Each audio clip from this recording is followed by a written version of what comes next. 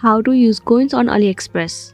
So the very first thing you want to do is to head over to your application AliExpress. Make sure you are logged into your specific account. Right here at the top left, you'll find the option of coins. Click on it. Now all you want to do is tap on check-in. You will receive some coins in your account. Once you have collected some coins, scroll down and over here you can see it says use coins for discounts. Head over to any of the product that you want to buy.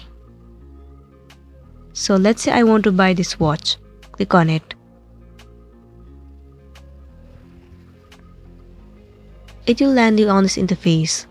So right over here it says extra 18% off with coins. So in order to use this coin, all you want to do is place this order. And then at the time of payment, it will automatically give you the discount according to the coins you have. You don't have to do any other process in order to use the coins. Just buy the product you want and the coin will be used. So that's it, and this was our tutorial video on how to use coins on AliExpress. I really hope this video is going to be helpful for you. Thank you for watching it till the end.